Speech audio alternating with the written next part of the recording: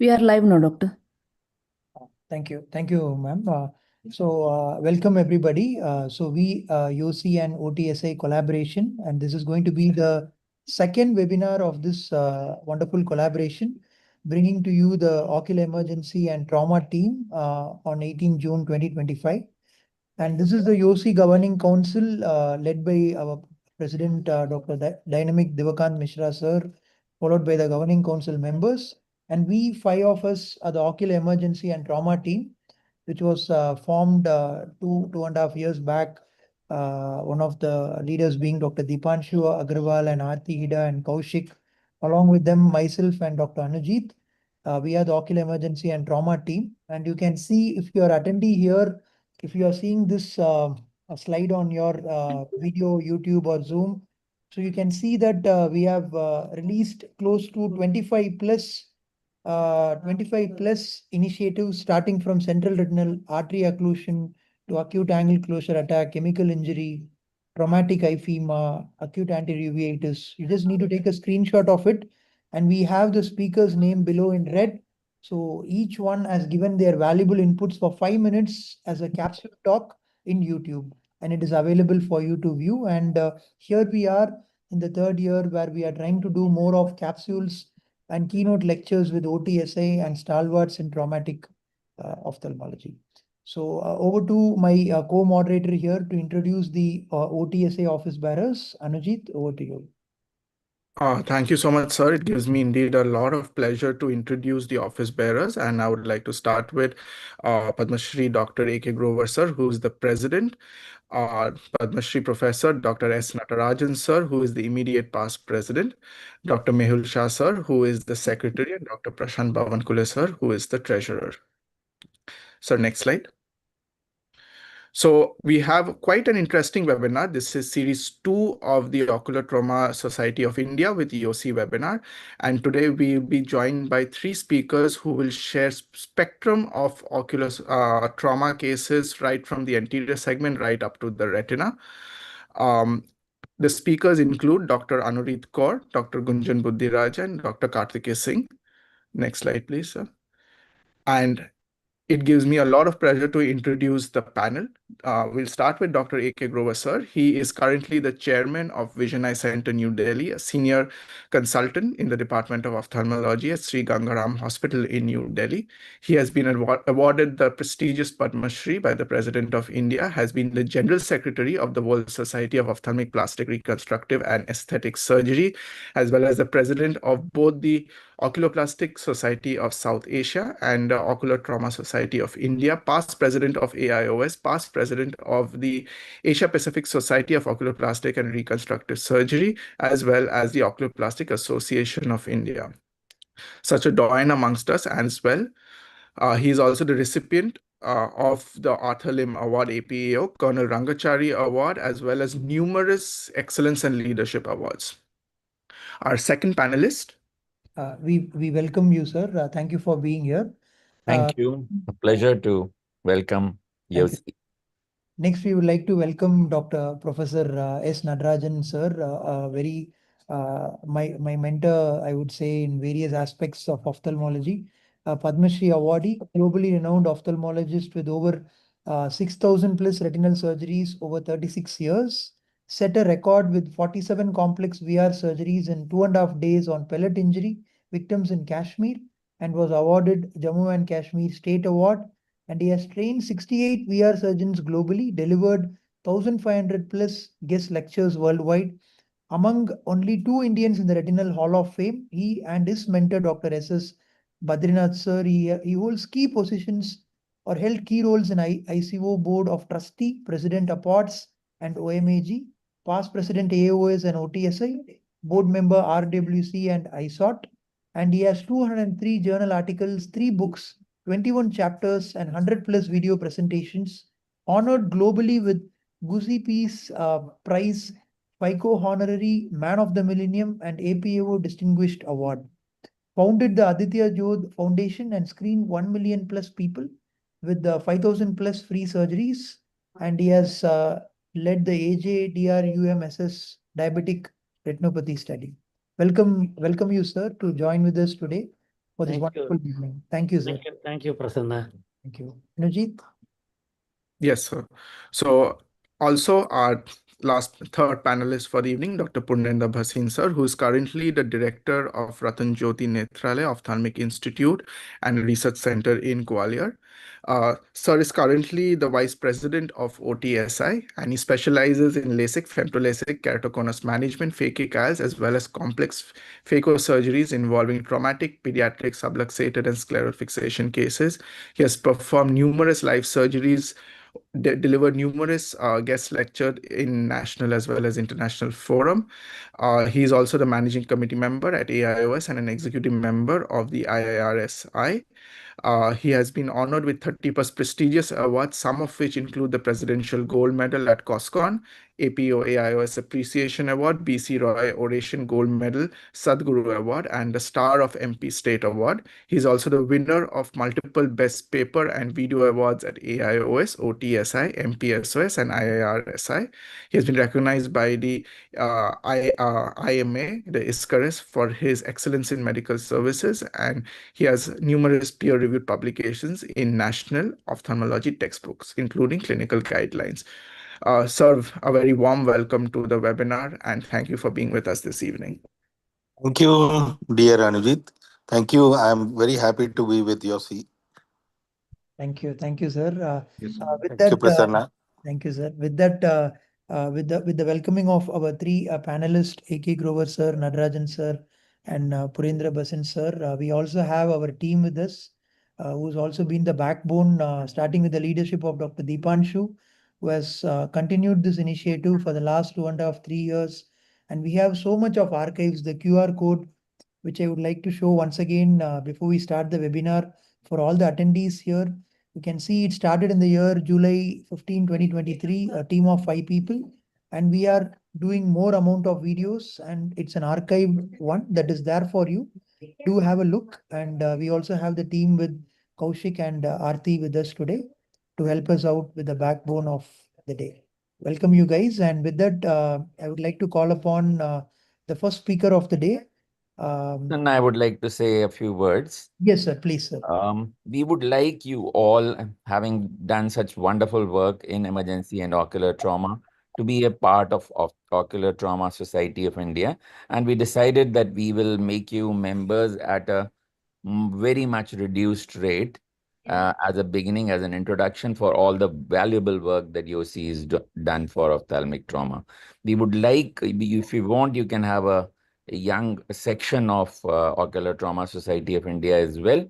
And these are very exciting times for ophthalmic trauma. There is a lot of evidence that is to be created. The data is exploding now. With AI coming in, the best practices that are present today will become evidence-based now. And this is the time for the transformation in ophthalmic trauma.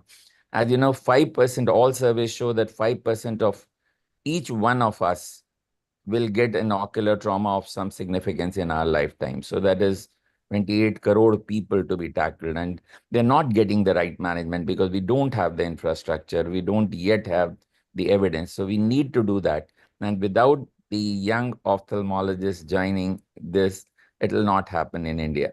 So we want you to be a part of Ocular Trauma Society and ophthalmic trauma movement globally.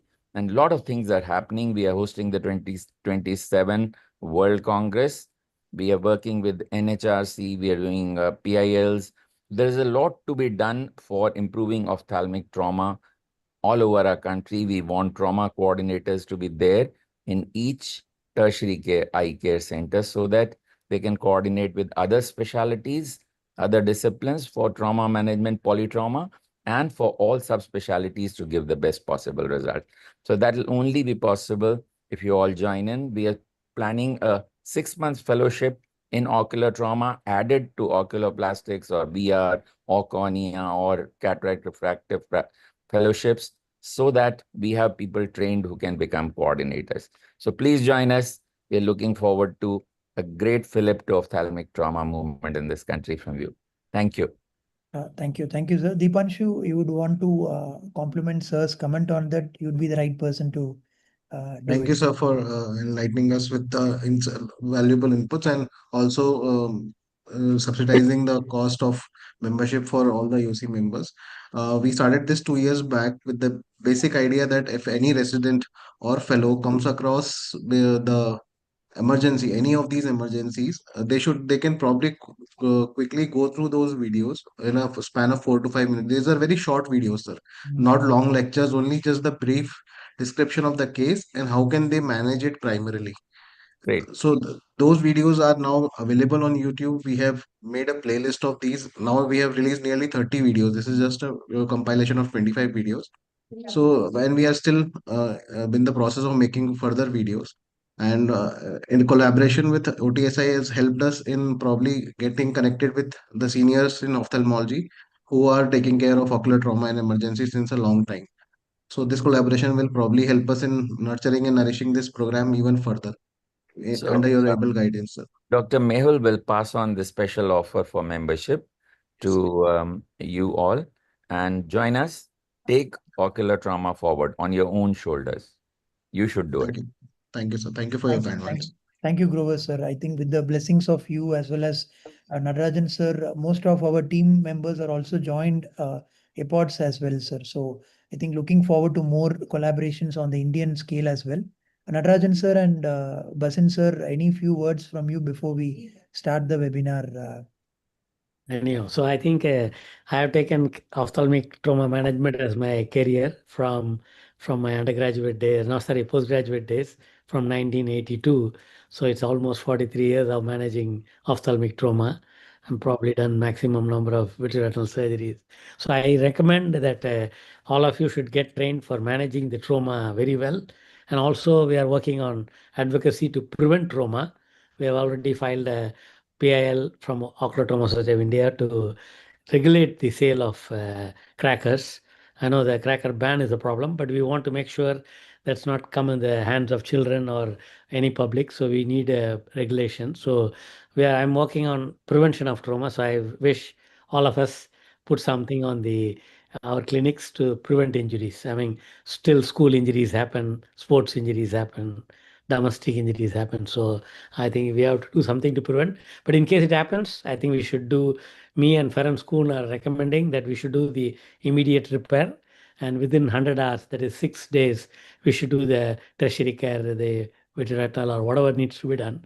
So that should be done within 4 to 6 days, so that whatever anatomical and visual restoration possible, we should aim, and we should operate as though the eye will see, even though the eye is smashed. I remember recently we don't recommend any primary enucleation or evisceration. There was a recently, I mean, well qualified ophthalmologist, but he said the eye injury is so bad and I'm going to remove. I said, no, send the patient and I could repair and get some counting vision. But I mean, removing an eye in a young child and not only child, anybody, I think we should avoid and we should repair. In the trauma, this is the only place where with no perception of light, we can do surgery to restore whatever we can. And many times from no perception, people have got counting finger to even 660 to sometimes 612 because of the either the optic nerve swelling or shock, whatever. So I think we all should do it with passion. Thank you. Thank you for organizing this YOSI ocular emergency and trauma. Thank you, Natarajan, sir. I had the pleasure of seeing the book, the pellet injury book collection that you had when I met you at Bombay. Really sums up all the words that you really shared with us today. Purendra Basin, sir, a few Uh, words from you before we start. Yeah, I'm really happy and delighted. The UC is doing very good, and you all are doing wonderful work. And we are proud to have this generation doing wonderful and great work. And in ocular trauma also and emergencies, you are doing very nice. And all these things are very, very useful and important for the ophthalmologist and in the periphery, especially, and how to manage them. And we are planning to lay the guidelines, and Dr. Grover and we're discussing to have the guidelines for all the ocular emergencies, how to manage early and late these thing trauma cases and of all variety. And I'm really happy, was delighted to see the presentations during the APAO. The YOSI presentations were very good, and we had good discussions also during that. And all my good wishes to you all, and I'm really happy and delighted. Welcome to OTSI, and be the member and be the part of OTSI. We really want you all to take the lead now in the OTSI. You all are welcome. Thank you. Thank you, sir. Thank you. Thanks to all the three stalwarts for a warm welcome to the Hmm. YOSI members. It means a lot to us, sir. Without further delay, Anujit, I would like you to call upon Dr. Anurit Kaur, who is going to talk on light at the end of the tunnel, a ray of hope. Over to you to call the first speaker of the day. Yes, of course. So I'd like to call Dr. Anurit Kaur. She completed her MBBS from AIMS Rishikesh, followed by her MS in ophthalmology from JIPMER, and is currently pursuing a long-term fellowship in oculoplasty and ocular oncology from Dr. Shroff's Charity Hospital in New Delhi. Dr. Anurit, welcome to the webinar, and you can start with your presentation.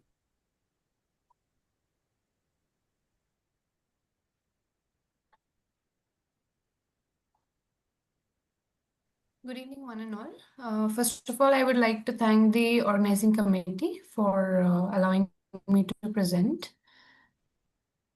So the topic for today is Light at the End of the Tunnel, a Ray of Hope. I'll be presenting a case of a 19-year-old male who came with a history of pain, watering, and diminution of vision in right eye for the past 3 days, which was followed with the injury with iron wire at workplace. There was no history of prior consultation anywhere. So he presented to one of our peripheral centers, and the visual acuity on presentation was PL plus with PR inaccurate, the pupil being non-reactive, and presence of posterior synechia were there. There was presence of circumcorneal congestion with paracentral sealed corneal tear. The seals was negative. There was a traumatic cataract along with the hyperpion, which was 3 mm, and the anterior chamber showed 3 plus reaction with fundus showing no view. So the B scan was done in orbit mode, which was suggestive of highly reflective vitreous echos with high reflective spike, as we can see in the image, which was suggestive of a foreign body. Now, after 2 days, the X-ray was also done. APL lateral view showed foreign body. So after that, he was referred to us to the main center in Delhi.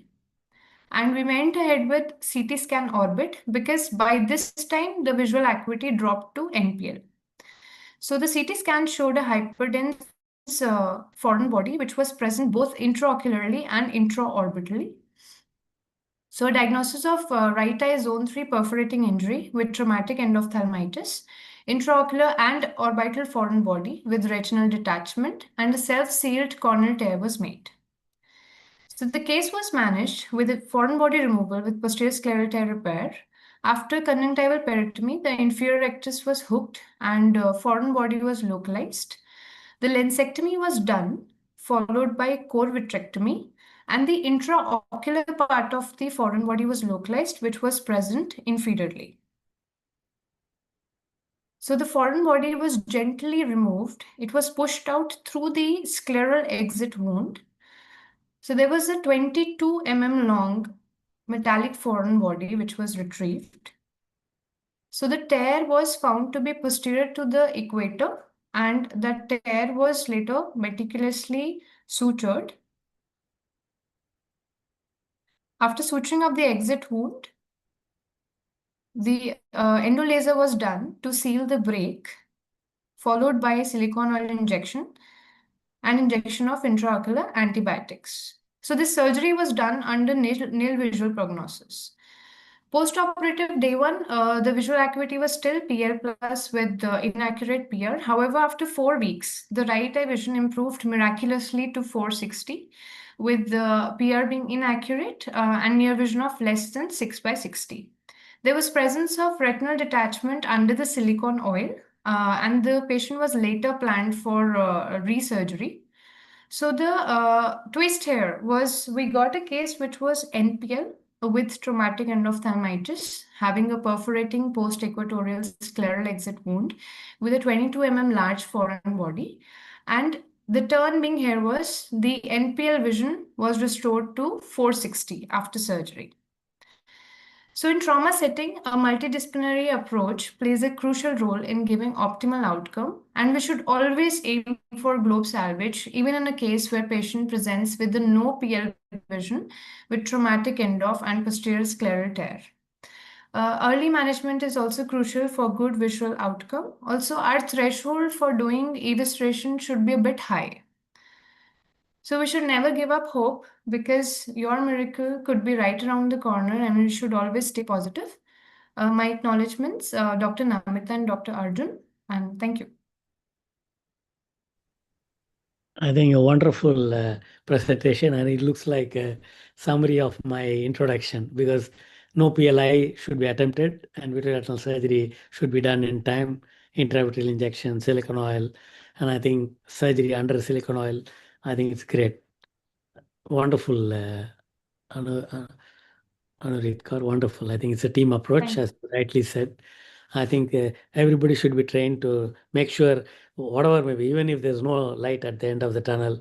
And I think there's the same thing which says a patient is in coma and he undergoes abdominal surgery and he's almost about to collapse and he tells the anesthetist and the surgeon, please operate me as though I'm going to live. So I think we all have to operate as though the patient we are going to see as well as restore the anatomy, whatever may be the situation. Never do evisceration, never do enucleation, unless it is panophthalmitis. Very Thank good. you. Thank you so Very much. good. Very good case. I think it is wonderful case for presentation and for learning for everyone. And we should not leave any case like this unattended. And we should try to do everything to save these eyes. And it was very nicely managed. Very good. Thank you. Thank you, sir. Grover, sir, would you like to add a few words? Well, I agree with the assessment that the cases that look very desperate also, we have to give our best effort. And that is where the crux of management lies in ophthalmic trauma. That cases that appear hopeless may also do well. And we've had several examples throughout our careers where the only motto is never give up. And this applies to the sequelae also. We tackle so many sequelae as oculoplastic surgeons, where you are able to transform lives by a series of surgeries to improve their appearance, which make such a huge difference to those individuals. So both sight and the aesthetics are important for a person to have confidence and his ability to face the world. And we should strive consistently to provide that to the patient. Thank you. Thank you so much, sir. There's a question in the chat box. Which cases would the panel go for primary evisceration and enucleation, just for the benefit of our audience who are listening here? So only if there is panophthalmitis, not otherwise. Right. Right. Thank you so much, sir. I think we can move on to the second case. Yeah, I'm just sharing the screen, Anuji.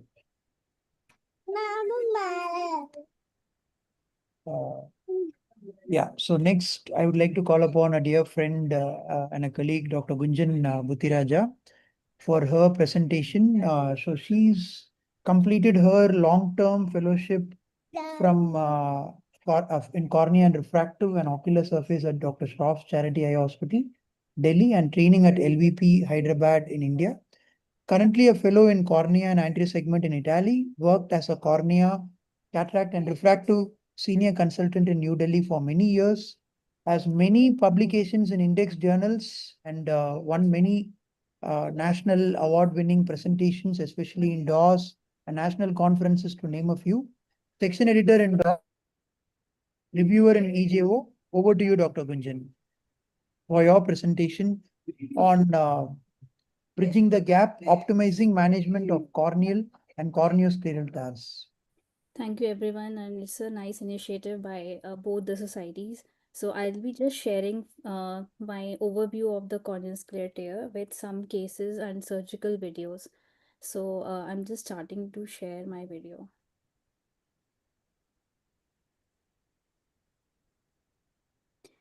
Okay. Is my screen visible? Yes, you can go ahead. Okay, so I'm talking about corneal scleral tear as well as corneal tear repair.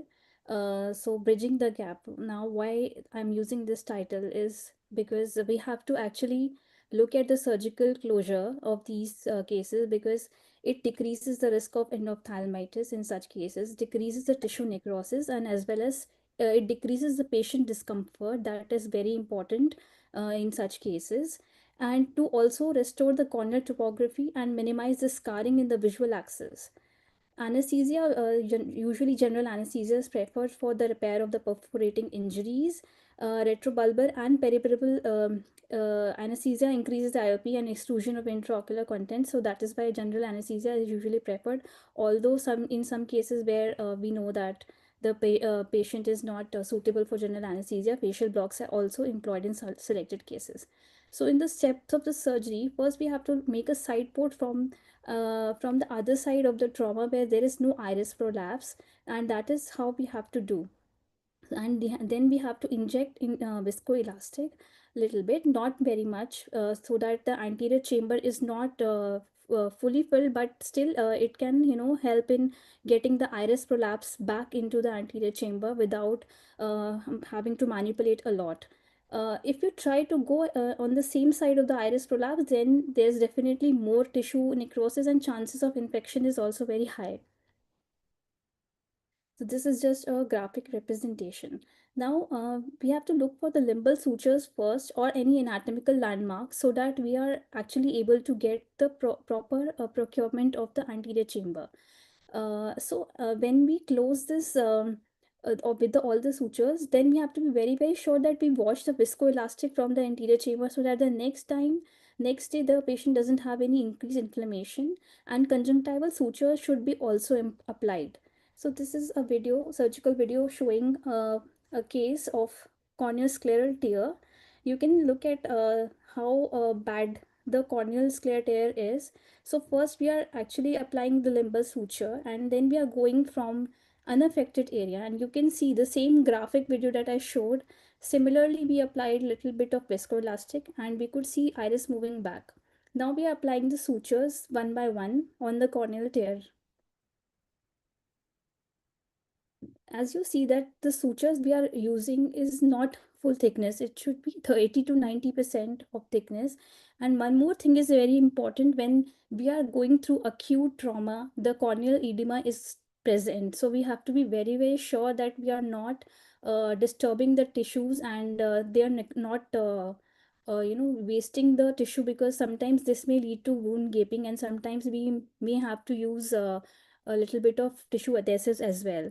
Now, after completing the suturing, we have to look out for the water. We have to actually look out for the anterior chamber when being watertight and not airtight. Now we see that scleral tear. For the scleral tear, it is the principle is as repair as you go. So you have to dissect the conjunctiva over and over again, and then you keep on repairing whatever part you see that wound is gaping. So this is a scleral tear that we are performing here. It's tear repair that we are performing here. So the idea about these cases is to be very, very patient and not rush these cases, because sometimes we may miss out tears in the far periphery. So we have to be very, very gentle with it, so as to not get the gaping of the wound, and also not miss out the deeper tears. Also, one thing is very important: while repairing this scleral tears, we have to be very, very sure that we are not just repairing the conjunctiva, and we are going a little deeper into the sclera. So as you see here, we are just looking out and exploring the wound again and again, just to see whether we are not missing out any tear in anywhere else. Now coming to the stellate lacerations. if you look at the stellate lacerations, we have to modify our suturing according to this, like a bottle suture. I had a video, but I'm sorry, I cannot play it right now. So this is how you have to just apply like a purse string so that it closes like a purse string. And sometimes the center may also have wound gaping, so we have to be sure about it. And if it is not closing, we can use tissue adhesive, although tissue adhesive is not really recommended in some patients. Now look at this case. This is a road traffic injury to the patient, and the lids are also lacerated here. And before applying this speculum only, we have to look out for all the damage which has been done. And we can see here eyelashes and part of lid engrossed into the scleral tear. Now we are exploring the scleral tear. Globe exploration is being done here, and we keep on looking at the place, and we are just repairing as we go. So here also the scleral tear is very deeply affected, and there is a flap of the loose scleral tear which we are carefully repairing here with the vicryl sutures. Also, we have to keep on wiping the blood over the wound, because sometimes we may miss the suturing in some gaping zones.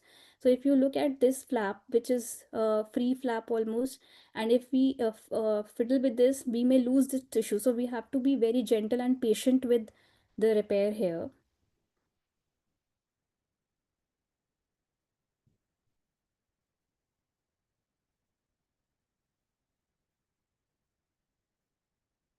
Now one more case that we can see here, there's a pseudo bleb like formation, and it's a very deep tear, so the muscles are also involved in this. So we may have to take help from our strabismus surgeons as well in some cases. That is why I put this case.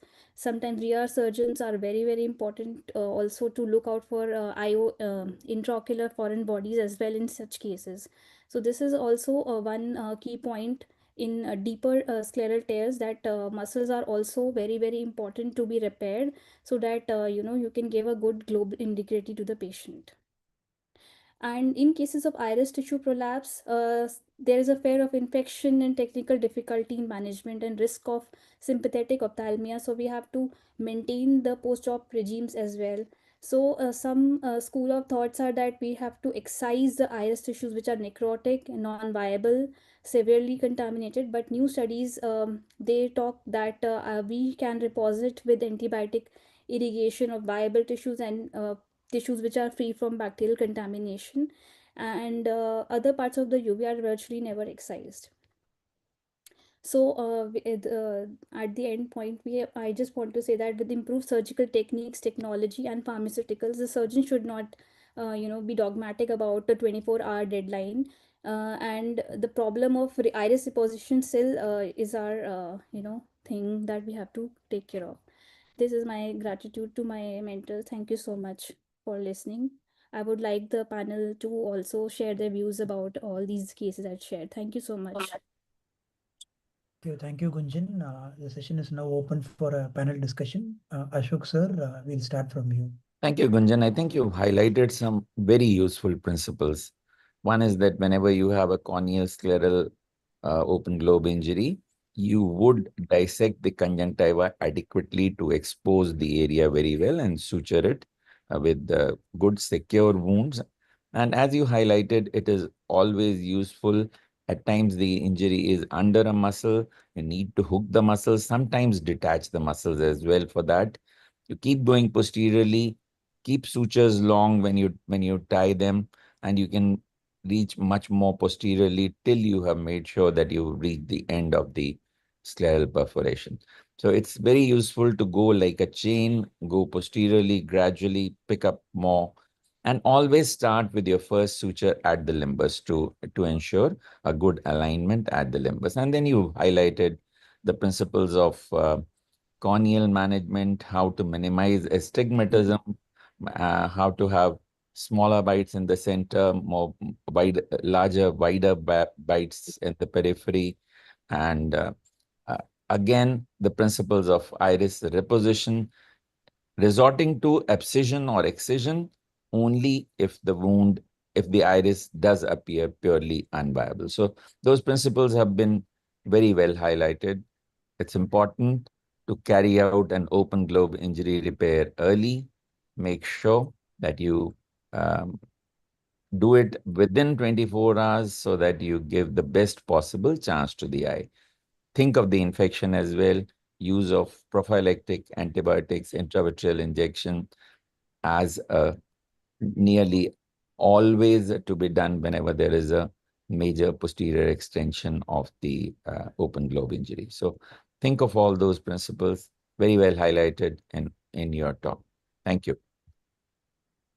Surendra Basin, sir, your comments. Yeah, it's a very nicely managed variety of cases which has been shown by Dr. Gunjan, and she has very nicely highlighted the importance. And while placing the sutures, we should keep the chamber filled with either air or viscoelastic to maintain the integrity of the shape of the cornea.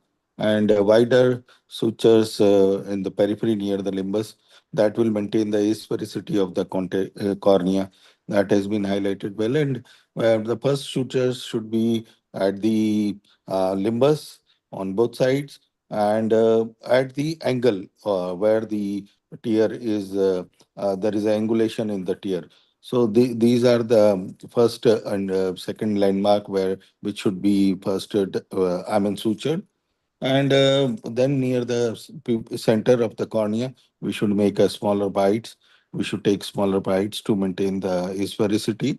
And it's a very nicely depicted variety of cases. And even in all cases, invariably, we should give intravitreal antibiotics. And if there is a history of vegetative injury or chances of any fungal infection, then we should add intravitreal fungal voriconazole as well. That is what is required. And post-operatively, frequent follow-ups and frequent visit and B scan to see the posterior segment and any other involved. Because sometimes in immediate post-op, immediate during the large sclerocorneal tear or the globe rupture, there is we cannot see much, and vision also cannot be assessed properly. So in the immediate post-operative period, we should go for a B scan and assess the posterior segment. So that will help us. And simultaneously, if the cataract has developed, there is a ruptured lens, then we should wash the lens matter along with this, and then that will help us. Otherwise, we have to go for the cataract removal or the lens matter removal in the immediate post-operative period. Very nice, very good cases and good for discussion. Thank you. Natarajan, sir. Yeah, I think it's wonderful. Even though I'm an aggressive vitreoretinal surgeon, from 82 I do corneal repairs. So I learned the cornea from Dr. Manju Kulkarni in Shankar Nethralaya. So I think beautiful illustrations and beautiful, Gunjan. I think that you mentioned about the dogma, and I think there are whole idea is I think we should do the best for the patient, which is what is the most important than the ego or the rules in the book. And books are made from publications or from experience. So I think we have to do the best to the patient, and as early as possible is the best, so that you can avoid any infection. And I think there is a question about endophthalmide, whether intravitreal to be given for every patient. I think if it is a clean wound with something like a hot object, I don't require. But generally, I send the material for culture. Or in case you remove something, I send it for histopathology to know what you have removed. And the idea is if there's something coming up in the KOH and the cramp stain, I think then you can give the intravitreal. But if it is a virulent organism with infection, definitely you have to give, and it's not a prophylactic, you have to treat the infection. And again, I think you gave an illustration of how the suture should be done so that you have the most thin scar. And I think whatever may be the surgeon, maybe a general ophthalmologist or a retina surgeon or oculoplasty, I think if you do well, you should do it. Otherwise, you should refer to a person who will do best. I think ego should not be there. And placing the BCL at the end of the surgery, That is also very, very helpful. And burying the knots in the cornea, and use of in the sclera, we do use Vicryl, but at the same time we should also use non-absorbable sutures, because these Vicryl, they give up very fast and give away very fast. So we should be very useful. It is that in between we should use a non-absorbable suture also in the sclera. Thank you, dear panel, for such an enlightening discussion. And thank you, Gunjan, for a wonderful case again, a series of cases. With that, we'll move to the last speaker of the day. Anujit, over to you to introduce the last speaker of the day. Yes, of course, sir. So our last speaker is Dr. Kartikeya Singh, who is currently a consultant phaco-refractive and vitreoretinal services at ASG at Varanasi.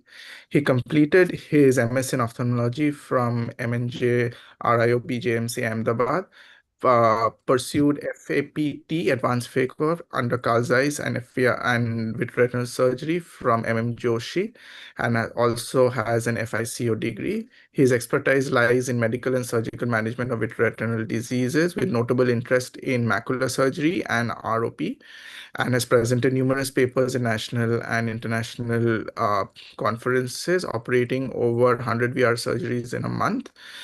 He is also training in long-term vitreoretinal fellowship, which started in October 2022, and has also offered short-term international observer fellowships, which he started in 2023. With that, Dr. Kartikeya, you can share your screen and begin. Thank you. Thank you so much, Anuji. And thank you, Dr. Dipanshu, Dr. PVR, for giving me this opportunity. It's really wonderful to present under the doyens who are present here tonight. I'll be sharing my screen. I got this invitation just 2 days back, and just a day before I operated this case. Just wanted to share this. So the background of this case is that similar to the case, is my screen visible? Yes. Yes. It's visible and it's in full screen mode also. Yeah. It's in full screen? Yeah, Yes. full screen mode. Yeah. Okay. So the background of this case was that this case had a 29-year-old male who had trauma almost 3 weeks ago. He was diagnosed with PL negatives elsewhere, and was advised to go an enucleation for this eye. And he came to us because we keep doing a lot of globe salvage surgeries at our place. We try to salvage anything possible in the trauma cases, and so we got this case. And there was some PL though. The PR was defective, but there was some PL. IOP was around 4 to 6. It was reading around 4 to 6. Then this is something which it looked like. This was the B scan showing RD and endophthalmitis. The IOFB was not seen. So in the X-ray, I don't have the X-ray right now. X-ray, there was some radio opacity which looked like IOFB just behind the lens. So I decided to go ahead with the lensectomy as well.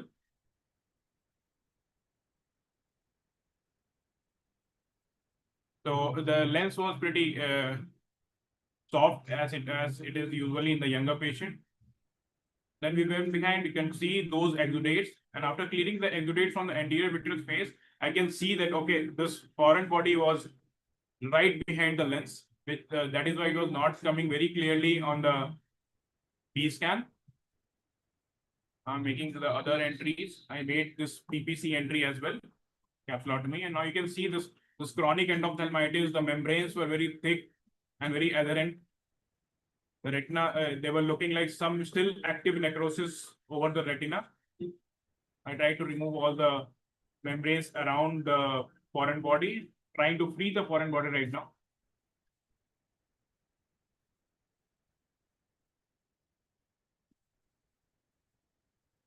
Okay, foreign body is free now. At this point, you can see that there's some bullous retinal detachment above and inferior also, which is not seen very clearly. I'm putting PFCL to protect the macula if the foreign body falls.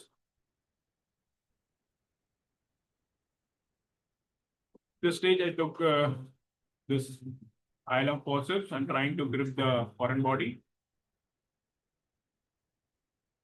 The chronicity helped as this formed a capsule around the foreign body, and it was very easy to grasp Otherwise, sometimes it can become really difficult to grasp this kind of thin foreign body from over the retina. I'm using the handshake technique to bring it to my other side.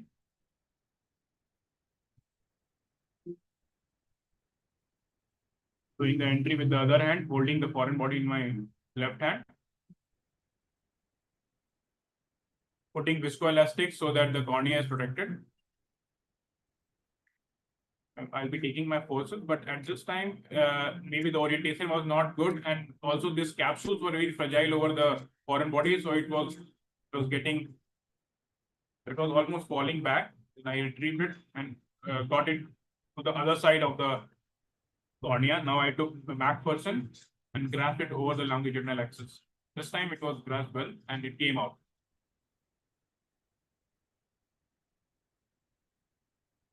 Almost 5 to 6 millimeter long. The peripheral saving is being done. The break was marked.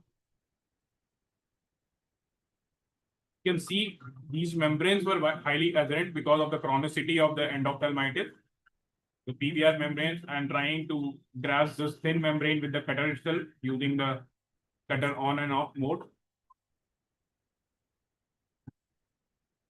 I'm also avoiding any breaks, further breaks in this retina because it's already, and I'm now marking the break site. Doing the endo laser under the PFCL. There were a lot of seething around, so I thought I'll do some limited PRP kind of thing in this eye, in the subtle retina. This looked like occult rupture site, just close to the disc. So I lasered around it like a barrage. It could also be the impact site of the foreign body, but now when we found the foreign body, it was right behind the lens. Now the FAX has been done.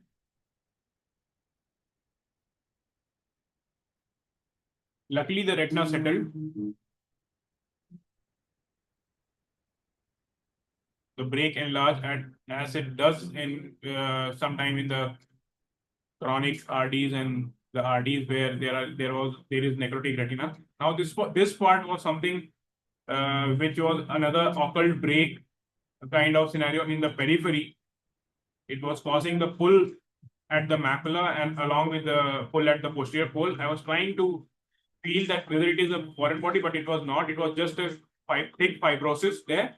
So I detached the remaining retina from it with the help of cautery and the cutter and lasered around it. The cornea was sutured and oil was filled with intravitreal antibiotics and voriconazole. In antibiotics, I gave colistin, vanco, and preconazole. This was the POD 5 picture. In the POD, I'll just show you. This was the POD 1. There was a lot of haze. The retina could not be visualized well. The glow was quite altered yet still. Now this was the POD 5. The glow really got better. This is the retina which I saw on the POD 5, and it was really nice to see such a retina on the POD 5 itself. And this is the there were some folds inferiorly, but retina looked pretty much settled. Also, the area where there was occult break, I separated the retina from it, and there was no further traction. This is the OCT of the same. Retina looked quite okay with some inferior folds.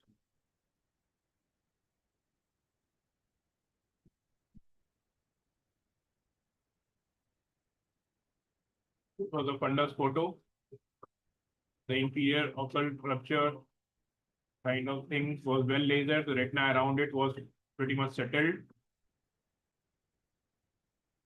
Also, the zoomed up of the peripheral part where you can see that retina around the occult break, occult fibrosis actually was very much settled. So the long outcome looks good for this eye. So all's well, that ends well. POD 5, the BCVA was 3/60, IOP was 13, and there is long way ahead in this eye. We'll need further surgeries definitely for this eye, and I'm hoping good result for this patient. Thank you so much. Wonderful surgery. Excellent. I think you've done a great job, Karthike. I think that's what I think. I'm happy. The young surgeons are doing beautifully well like you. Good. You're all a good example to do advanced vitreoretinal surgery. And I met my second mentor who's 94 now. I went to Montenegro. He's Relja Jovanovic, who only revolutionized all this and usage of silicone oil after Macamar. So he was asking me how's the vitreoretinal surgery for trauma coming up. I said it's doing well, but still many countries have to learn from India. Thank you, sir. Thank you so much, sir. Yeah, it's beautiful Very because true. I'm going all Very over the true. world every week somewhere. So they don't do surgeries like this. They don't want to do like back-breaking surgery. So I think it's a long time. It's getting time, as you said. You have to operate again. You have to face the patient, and you have to. I hope you have a counselor to counsel the patient apart from you, because that's the most important. Where the patients expect too much. Right, sir. You have to promise less and can deliver more. Right, sir. Very good. Congratulations, Karthike. That was superb job. I think again, the principle that you need to work hard in trauma cases. You need to devote much more time, and you need to devote that extra time speaking to the patient. It is a job of a person who's dedicated to his patients. So trauma may be um, much more rewarding to your conscience than to your pocket. Absolutely. Absolutely. But it is so it gives a good feeling after Very saving these rewarding, kind very of eyes. rewarding in that way. Very rewarding. That is the beauty of this, and this gives you a good reputation also in the region that you have saved such lost eyes. So that is why that I also love and passion for the trauma is there still, and there is an adventure associated with trauma, unlike in routine cataract cases and other cases. So trauma also has an adventurous part too. So that's what I love with the trauma. Nice management, Karthike. Very good. Very good. Thank you, sir. Thank you. So I have some perseverant patients who had 6 or 8 consecutive surgeries to get the aesthetics right after trauma to the Ednixa. So I particularly enjoy those cases where patient has that faith to come back for that additional improvement in his aesthetics, taking care of the canthus, taking care of the ptosis, taking care of all the deformities around the eyes. It's a joy. True, sir. True. Thank you. Thank you, dear panel. Thank you, Karthikeya, for another very scintillating presentation. Any other questions from any of the speakers or the attendees to the stalwart panel that we have today? I think we have answered all the questions in the chat box as well. So with that, I think we are on time for a on-time closure as well. Thank you to everyone. The session started with the collaboration of YOSI-OTSI Event 2, and Grover sir really highlighted on the importance of YOSI members coming on the other side of OTSI. Thank you, sir, for the warm invitation to all the YOSI members. I think soon we all will be able to be on the other side as well. With that, Looking forward to it. And we have that special offer of very significantly reduced admission to OTSI for the YOSI members. And Dr. Mehul will get in touch with you and the executive to give that offer. Thanks a lot for this wonderful initiative, sir. To all the YOSI members, it means a lot.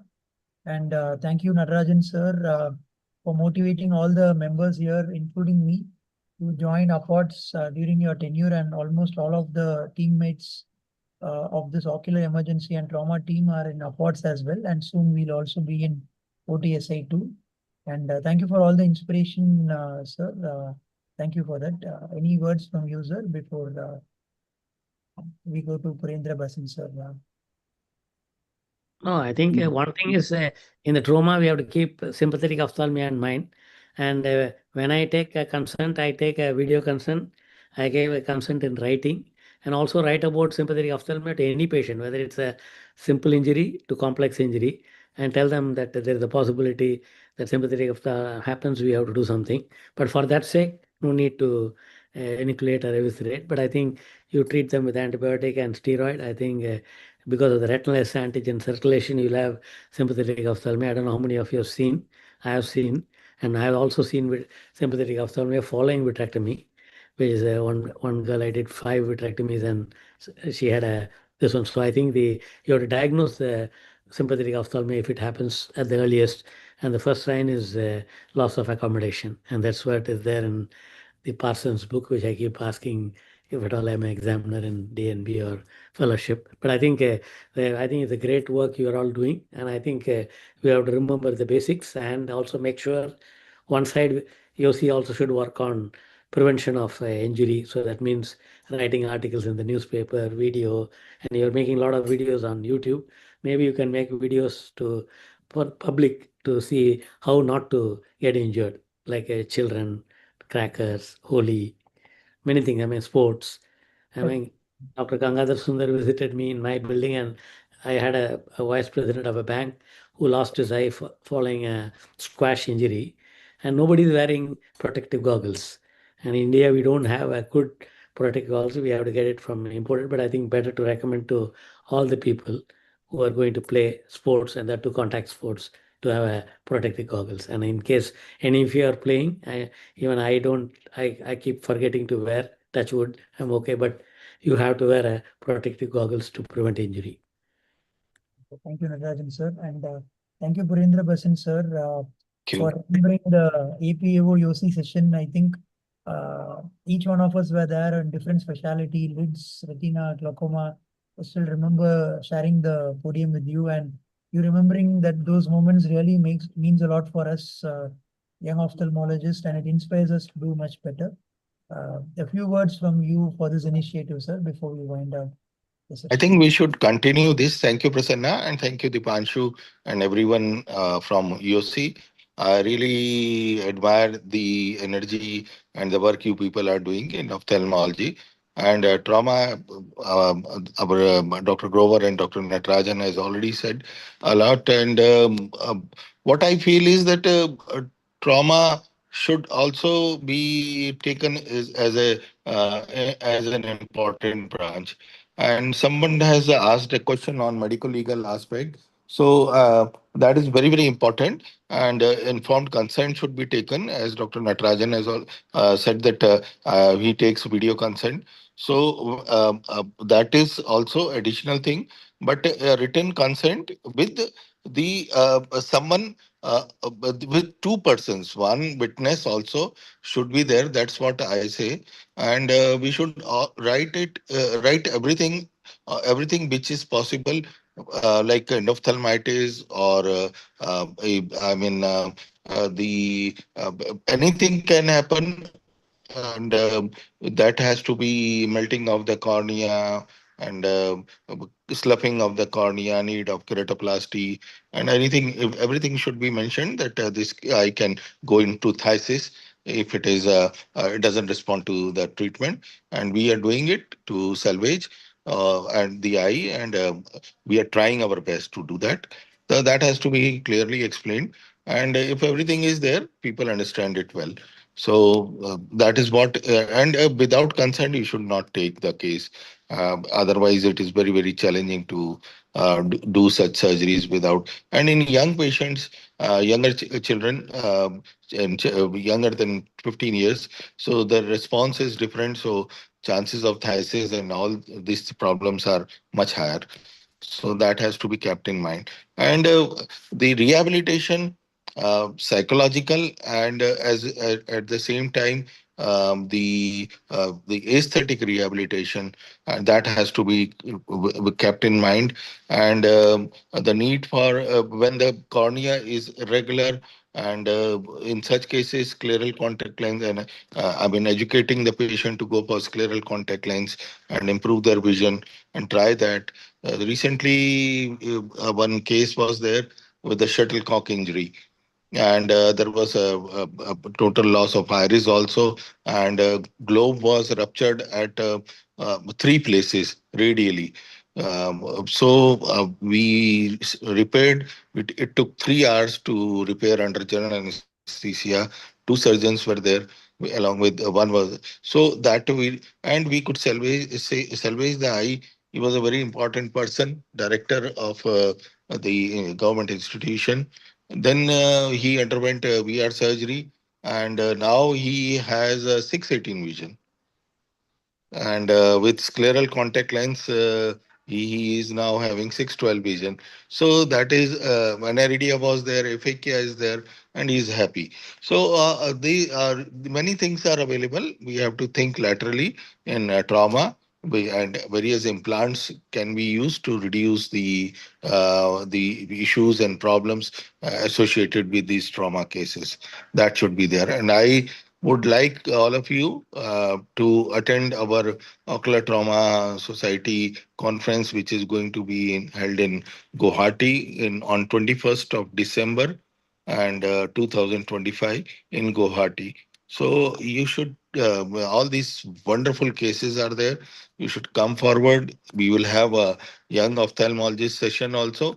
But you are all now good consultants and with good knowledge and everything. So you should also be part of the rest of the things, rest of the discussions and in the ocular ophthalmic trauma. Thank you for including me. I will read just one thing. Join ophthalmic trauma movement, because this is the most exciting time, because there are only preferred practices so far, very little evidence-based thing. So a huge lot of things are coming. There's an infinite scope for research with the data coming in, with artificial intelligence coming in, and you can write all the SOPs for ophthalmic trauma based on evidence in the coming few years. So this is one area which is going to explode. Join in now, and you will really love it. Thank you, dear panel. And for the medical legal aspects of eye trauma, to Dr. Somenath Das, we have a MLC wing, medical legal wing as well. And we have a capsule of around 30 plus webinars in that. And if you are able to go to our YouTube, call the official channel of YOSI, call the YouTube, you would find a complete lecture on it as well. I think Kaushik has been part of the MLC team, Dipanshu as well. And you would find again a series of lectures by YOSI on the MLC part. I think, Kaushik, you want to add anything on the medical legal part that you guys are doing, and we'll close the event. Basically, as sirs told, it is very important to like under promise and over deliver, and tell them all the problems which can happen to the same eye or the other eye. So once the patient understands and what they can expect and all the alternatives they have and the risks that are associated, then you'll have to go ahead. And also, I'll request all the ophthalmologists who are there, they can use the consent form which is available online with AIOS. That has been formulated by one of our mentors, Dr. Anand Deshpande sir. So that is very helpful. So that includes almost all of the legal aspects of surgery. So informed consent and what the patient can expect after surgery has to be explained in detail, so that there is like the patient understands what they are undergoing. Thank you, Dr. Kaushik. Anujit, with that, your vote of thanks, and we'll close the event with your picture as well. We have basically your picture, which Anujit will be telling after the vote of thanks. Over to you, Anujit, my co-moderator. Thank you so much, sir. No webinar is complete without our seniors, especially at YOSI. Heartfelt gratitude to Natarajan sir, Purnanta Basin sir, Ashok Grover sir. Thank you all the speakers, Dr. Anuri, Dr. Karthike, as well as Dr. Gunjan. I think we've covered a lot of things in a very short span of time, including a lot of simple messages that we spread across. And thank you to Numerotech for supporting us, as well as my co-moderator, as well as the YOSI Governing Council, as well as the YOSI Ocular Trauma team. heartfelt gratitude. With that, I would just like to request everyone to hold the YOSI sign in their hand while I just take a photo. Dr. Gunjan, if you're there, can you just switch on your video? Dr. Everyone, Shreyasi, we have an attendee as well. Dr. Somnath Das, we would like yes, you to join as well. please smile. Right, yes. So thank you, everyone. Thank you. We can go off the live.